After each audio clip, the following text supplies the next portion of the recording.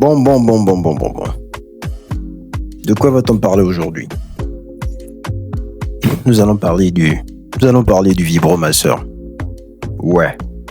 Alors, les origines du vibromasseur. Au 19e siècle, de 1880 à 1890, il a été développé dans le cadre médical pour traiter l'hystérie féminine. Alors, disons que c'est un instrument médical ou un outil médical qui a été créé parce qu'on pensait que l'hystérie, vu que l'hystérie vient du grec utérus, ils l'ont inventé parce qu'ils pensaient, vu que c'était rattaché, le mot hystérie était rattaché à l'utérus à cause de sa provenance. Faut dire que les médecins voulaient traiter l'hystérie.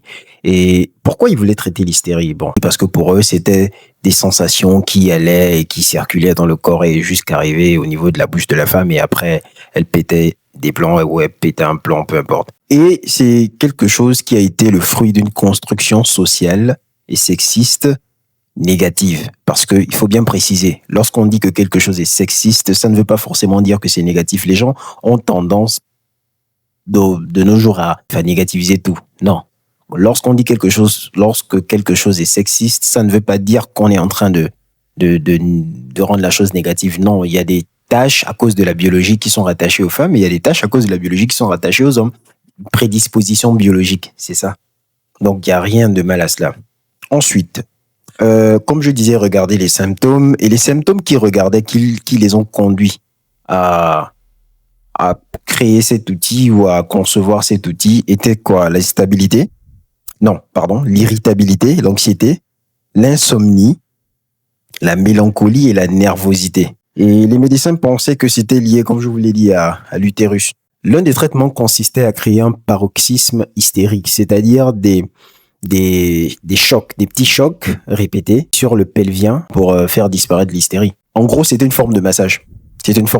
Donc, l'outil, le vibromasseur, a été conçu pour permettre aux femmes selon la croyance à l'époque, c'était pour permettre aux femmes de faire disparaître leur hystérie.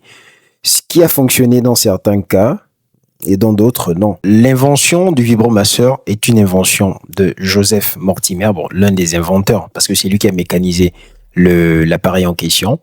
Donc, le vibromasseur, oui, c'est Joseph Mortimer de Granville et c'est un médecin britannique. L'ironie, c'est qu'il ne voulait pas que l'outil en question soit détourné de son objectif originel. Mais malheureusement, l'outil a été détourné par plusieurs personnes parce que lorsqu'on regarde dans l'Antiquité, dans certaines cultures, par exemple au Japon, si vous regardez le documentaire sur Art, au Japon, il y avait déjà cette pratique à cause de la différence. Il y avait une certaine façon de portrayer le popcorn.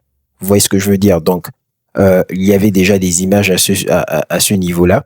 Et on utilisait des godemiché. Et ces godemiché étaient non seulement commercialisés, là je parle du Japon bien sûr, étaient commercialisés et il y avait une façon de percevoir différemment le plaisir sexuel féminin. Donc, c'était quelque chose qui était déjà là, mais l'arrivée de ce vibromasseur, de cet outil qui a été conçu, cet outil médical qui a été conçu à des fins totalement différentes. Bon, je vous épargne du reste. À la fin du 19e siècle, les premiers vibromasseurs électriques apparaissent en même temps que l'électricité domestique. Ouais, il fallait que après avoir découvert un usage négatif, si je peux le dire ainsi, parce que moi, personnellement, je suis contre ça, même si c'est une pratique qui a été normalisée, parce qu'il s'agit de la masturbation, il faut dire que l'outil en soi a été conçu pour un simple soulagement des tensions. C'était ça le but des médecins lorsqu'ils ont conçu l'outil. Et après qui a été détourné. Donc, au XXe siècle, vu qu'ils ont fait rentrer l'outil dans l'électronique et des outils de bien-être comme l'électroménager, le lave-machine, la machine à laver, les outils qui nettoyaient, le frigo et tout ce qui allait avec. Ils ont inséré ça comme un outil de bien-être qui permettait aux femmes de non seulement soulager les tensions, mais l'objectif sous-jacent de l'utilisation de ce de cet outil comme bien-être était le fait de se faire plaisir de façon personnelle, donc la masturbation. Donc dans les années 1920, les vibros commencent à apparaître dans les catalogues de vente par correspondance. Et je vous assure que c'était difficile de l'avoir parce qu'il y a eu à ce moment-là une pénurie et c'était vraiment compliqué. Donc, par correspondance, sous couvert d'objets de bien-être. Je venais de vous le dire à peine. Donc aujourd'hui, il est devenu un symbole de la sexualité féminine. Les mensonges par rapport à ça, c'est quoi? C'est que les médecins l'utilisaient pour provoquer des orgasmes. Ça, c'est la croyance qui a été propagée selon laquelle les médecins l'utilisaient pour ça, ouais, pour la masturbation. Et le problème à ce niveau, c'est qu'il a été cette thèse a été popularisée par Rachel Maines, qui a écrit un livre qui est La technologie de l'orgasme en 1999. La révision critique, qu'est-ce qu'elle a fourni? La révision critique, pardon, de Haley Lieberman et Eric Schwartzberg ont montré que les sources primaires ne montrent pas la présence de ces pratiques, mais fustigent l'absence de preuves pour réfuter ça. Parce que c'est, comme je le dis, j'ai l'habitude de le dire, ou bien beaucoup de personnes ont l'habitude de le dire, c'est que le mensonge se propage plus vite que la vérité. Et réfuter, essayer de contrecarrer un mensonge s'avère de fois difficile lorsque vous n'avez pas réellement de preuves.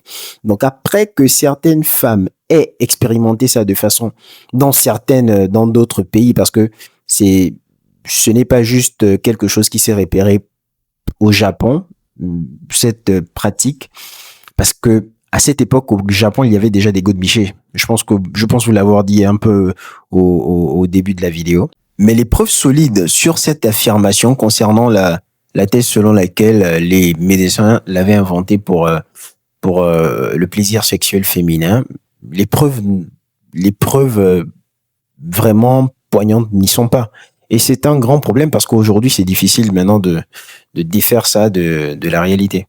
Et il faut aussi souligner qu'à cette époque, il y avait une montée de féminisme. Il y avait une montée du féminisme. Donc, cet objet a subi une réappropriation féministe dans les années 1960 et 70. Il faisait l'objet d'une éducation sexuelle dans des boutiques féministes. Et il y avait à ce moment-là, les boutiques les plus populaires étaient celles de Betty Dodson et Joanie Blank. Donc, ce sont des femmes qui non seulement ont fait la promotion de cet objet, mais l'ont produit comme un objet, l'ont présenté comme un objet explicitement sexuel. Alors, aucune personne historiquement n'a été repérée comme la personne qui a induit l'objet comme un objet sexuel, parce qu'il n'y a pas de preuve, il n'y a pas de recherche fondée là-dessus. C'est juste qu'il a été le fruit d'expériences féminines, personnelles et de curiosité, et c'est ce qui a produit et qui a conduit à ce détournement de l'objet de son usage originel. Donc, la progression du détournement du vibromasseur vers un usage sexuel a commencé avec une invention médicale qui avait juste pour but de régler des tensions intérieures. Ensuite, ça a été détourné vers le marketing. Ensuite, la narration populaire l'a attribué, lui a collé le nom de objet sexuel pour le plaisir féminin. Et ensuite, les féministes l'ont réapproprié pour leur plaisir sexuel, leur masturbation, et la suite, vous la connaissez. Je vous en parle dans cette vidéo parce que dans ma précédente vidéo, la dernière vidéo, ou l'avant-dernière, je crois, j'ai parlé de l'utilisation d'un objet dans son sens originel et son détournement. J'en ai fait l'exemple avec le concombre, et c'est plus ou moins, sinon c'est carrément la même chose, ce qui s'est passé, ce qui se passe à présent. Donc, lorsqu'un objet, ou bien lorsqu'il y a détournement de quelque chose de sa fonction originelle, il est important de savoir, de connaître les origines et la source afin de ne pas tomber dans le panneau. Tomber dans le panneau, c'est quoi? C'est de sous-entendre directement que l'objet a été créé à cette fin-là. Entre-temps, ça n'a pas été le cas. Donc, vous devez prêter attention non seulement à tout ce que vous voyez, à tout ce que vous repérez, mais il faudrait que vous poussiez votre réflexion pour aller un peu plus en avant, parce que si moi, personnellement, j'avais pas cette information, j'aurais cru que le vibromasseur, et ça, c'est ce que j'ai cru, que le vibromasseur a été créé pour faire plaisir ou se masturber. Mais non, il a fallu que je cherche et j'ai trouvé. Donc, si ça vous a plu, c'est une bonne chose. Si ça vous a éveillé, c'est une bonne chose. Si ça vous a ajouté une dose de connaissance à ce que vous saviez déjà, c'est cool. J'en suis content et c'est une bonne chose. C'est toujours bon de chercher parce qu'aujourd'hui, l'information est partout, mais l'analyse de l'information n'est pas donnée à tout le monde.